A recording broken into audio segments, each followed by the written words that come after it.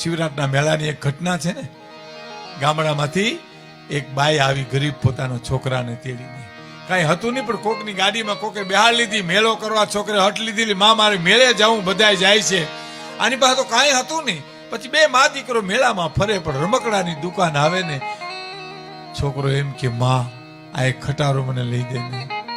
બેટા હું તને આગળની દુકાને લઈ દઈશ, હા ત્યાં બહુ મોટા ખટારા છે.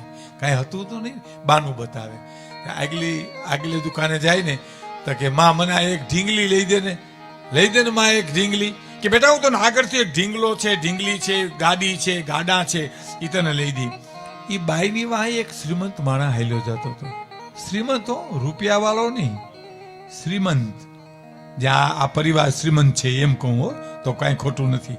આ પરિવાર શ્રીમંત, સંસ્કારની સાથે સંપત્તિ છે એને શ્રીમંત કહેવાય, બાકી તો રૂપિયા વાળા કહેવાય સાહેબ. એ શ્રીમંત હાલ્યો જાય, એને ખબર પડી ગયો કે આ બાઈ પાસે પૈસા નથી, ખોટા બાના બતાવે છે. એટલે બાજુમાં જઈને માણસ વિવેકથી બોલ્યો, બેન તારા દીકરાને જે રમકડું જોતું હોય ને એ લઈ દે ને. હે બેન, પૈસા હું દઈ દઈશ. એટલે ગામડાની બાઈ કે ભાઈ હું તમને ઓળખતી નથી અને તમે મારા દીકરાને રમકડા લઈ દો, આ દુનિયા કંઈક બીજું સમજીને બેઠા, એના કરતા હું આગળથી લઈ દઈશ કરીને હાલતી થઈ ગઈ સાહેબ ત્યાંથી. આ દુનિયા કંઈક બીજું સમજે એના કરતા હું આગળથી મારા દીકરાને રમકડા લઈ દે. આગળ મા દીકરો હાલતા થયા ને એમાં કંઈક ઢોર આવ્યું અને મેદનીના બે ભાગ પડી ગયા. તો એક ભાગમાં દીકરો છૂટો પડી ગયો અને બીજા ભાગમાં માં છૂટી પડી ગઈ સાહેબ. માં દીકરાને ગોતે, દીકરો માને ગોતે. માને દીકરો મળે નહીં, દીકરાને માં મળે નહીં. પણ દીકરો છૂટો પડીને જે દુકાને ઉભો હતો ને ત્યાં જોયેલો શ્રીમંત ઉભો હતો સાહેબ. એની ખબર પડી ગઈ, હવે બીજ કે જબુ કે મોતી પરોવી લેતો પરોવી લે. હવે મોતી પરોવી લો. તેડી લીધો શ્રીમંતે સાહેબ. હા, જેના હૃદયમાં કરુણા છે, જેના હૃદયમાં રુજુતા છે, જેના હૃદયમાં વિનાશ છે, એવો શ્રીમંત માણે ગરીબ બાઈના છોકરાને તેડી લીધો છે. બોલ બેટા, કયું રમકડું જોઈ છે? ખટારો જોઈ છે? મોટર જોઈ છે? ઢીંગલી જોઈ છે? ના, મારે કાંઈ નથી જોતું. તે બેટા તારે શું જોઈ? મારે મારી માં જોઈ છે. બસ મને મારી માં પા મૂકી જાવ. આ માં છે સાહેબ.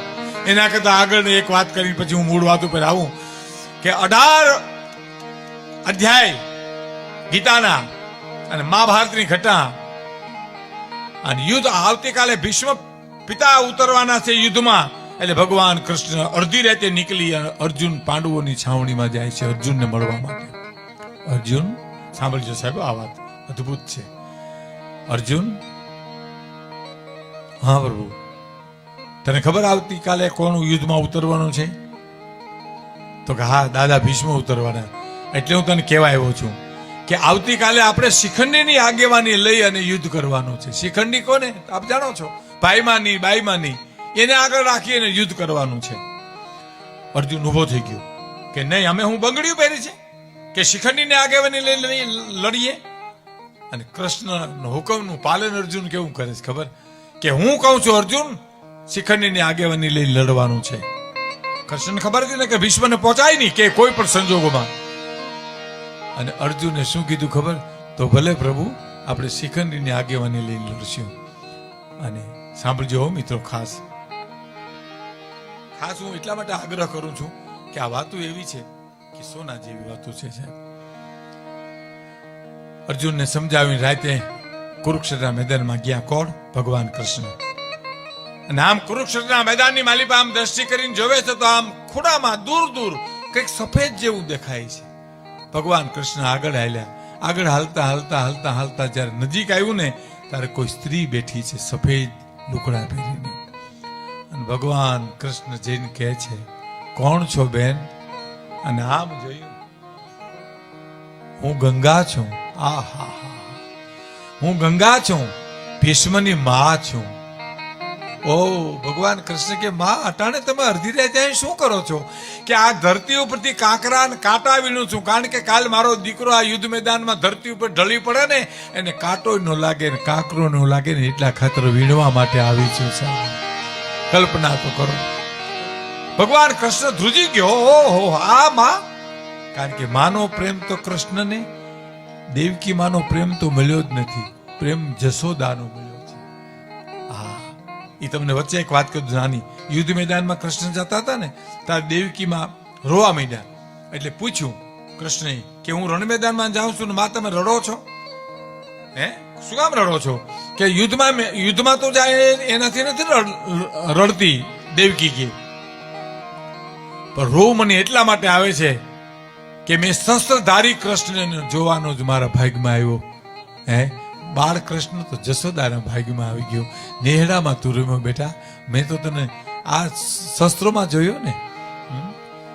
ગંગા હામું જોઈ ભગવાન કૃષ્ણ ધ્રુજી ગયા હશે.